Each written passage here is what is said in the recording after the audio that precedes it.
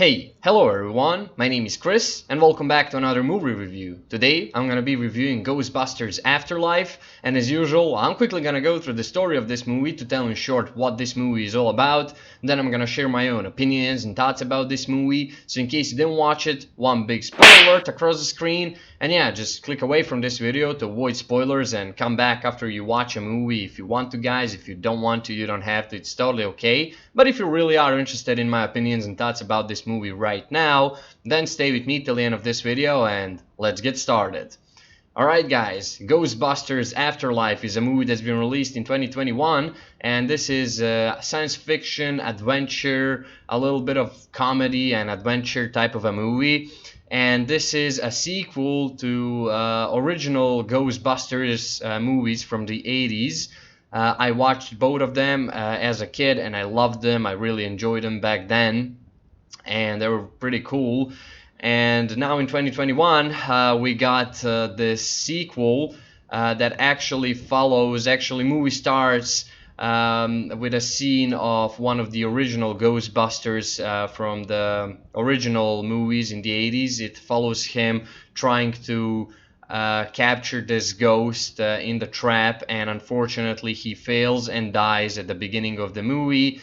And then movie cuts some years later where it follows this family that is very broke and is struggling a lot of to pay bills and all that, and they get evicted from the apartment, and they get to live on this house on the farm where one of those Ghostbusters from the original movies died. And it turns out that he was the grandfather of little Phoebe. She is the main character, at least one of the main characters in this movie. She's 12 years old and she's very intelligent. She's very smart. She's something of a scientist. She knows a lot about science and all these things. So her mother and brother moved to this farm, who was their grandfathers actually, and they start to live in that old abandoned house on a farm where he used to live, and keep all his secrets about the ghosts and all his tools and traps for hunting ghosts. And everybody thought that he was just crazy old man, hunting ghosts and all that. Nobody really liked him or believed him. He never talked to anyone about anything. He just lived that loner life on that farm in his house. And now this family moves to that house, and as they move to that house, little Phoebe starts to explore the house and environment. She even makes some new friends. One of her friends is this podcast. That's how he calls himself. It's basically a kid that goes into school with a camera and a microphone, and he just has a YouTube channel and a podcast, where he just talks about stuff. So they start to hang out, and together they slowly start to figure out that Phoebe's grandfather was a Ghostbuster. And then there is this professor in the school where Phoebe's going.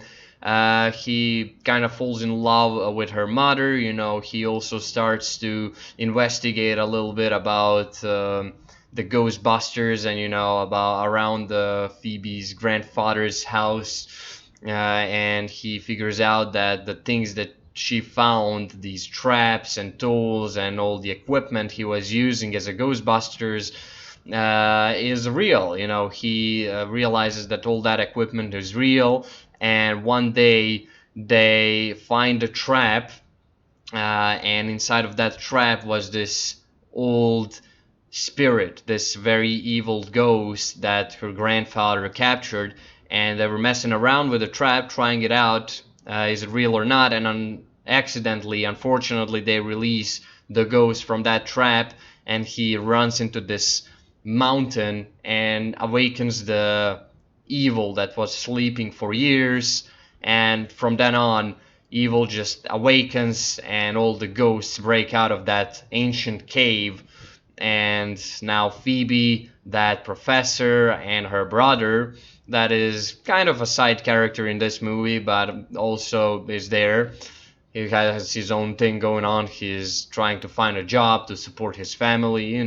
He figures out that there is a car, old Ghostbusters car from the 80s in the garage. He fixes it, and slowly they realize that that car is not a toy. It's actually a weapon to fight ghosts and hunt ghosts.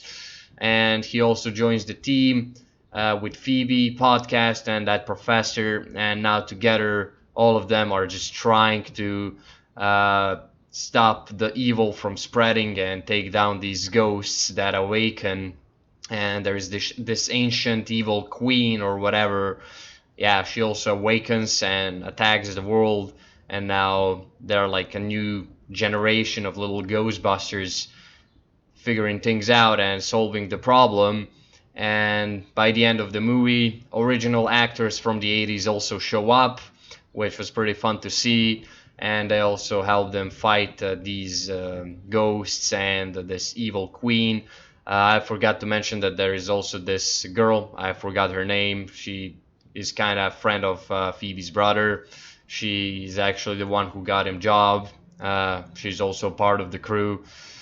And yeah, in short, that's it. Just a classic, movie. One of those classics where everything is so predictable. It's so obvious what's gonna happen. From the beginning of the movie, you can tell how things are gonna play out. And there is a bunch of cool CGI that you can see in this movie. It's pretty fun. Movie is not boring itself. It was pretty fun actually, and it had that cool 80s vibe through the entire movie, even though the movie is set in modern society. But it had that kind of 80s vibe. They brought back all the original equipment from Ghostbusters 1 and 2, and even original actors, like I said, which was very interesting to see. It's really weird to see these actors that old, and showing up in a movie, actually at the end of a movie. And that was pretty cool. I was waiting for the Ghostbusters soundtrack to hit through the entire movie. Unfortunately, it hit only at the credits, which disappointed me. The biggest issue I had with this movie, however, was that all the characters in the movie somehow, besides Phoebe is the only one who's actually like intelligent and like a scientist. She's a really smart kid. She figures things out pretty fast. But all other characters, I don't know how, but first time they get their hands on the Ghostbusters equipment, they suddenly know how to use it. They didn't read the manual, like instructions, whatever. They just take shit and it just works. They know how to use it, which was so dumb, and it kind of fucking killed me, the movie. It was bothering me the entire time. And this family, they live on this haunted farm, and there is clearly a ghost of their grandfather trying to communicate with them, and he kind of helped Phoebe figure things out down the road. And she herself at one point in the movie says that she doesn't believe in ghosts, but then she witnesses all the ghost activities. And it's like, she doesn't care. Things are moving on their own, not in an evil way. It's her grandfather trying to communicate with her, and he loves her and her mother, and they all thought that he forgot about them, but then she uncovers the basement with all the equipment and pictures of her mother and family, so he was thinking clearly about them all the time. But he's dead, and he's communicating with them in that spiritual way where he moves things around, and none of the characters in the movie like freak out about that. It's just like it happens every day to them. They literally have no reaction to that at all. It's like just normal stuff for them. And that was killing me through the entire movie. Like, at least put some, I don't know, confused or scared face for fucking 5 minutes, because there's literally lamp moving on its own, and you're looking at it and you're like, oh, okay, yeah, that I see that every day. What the fuck? It just kind of didn't make a lot of sense to me. That was the only issue I had with this movie, and everything else besides that was fun. It was a fun little science fiction action movie in a Ghostbusters way. It had that 80s style, which I again liked. I really like how they again brought up the original actors at the end of the movie. I kind of wish I could have seen more of them. They were clearly in this movie, and it kind of could be cooler if they appeared for more than like last 10 minutes in the movie. So that's another issue I kind of had with this movie. But altogether, Ghostbuster franchise was never something I was amazed by.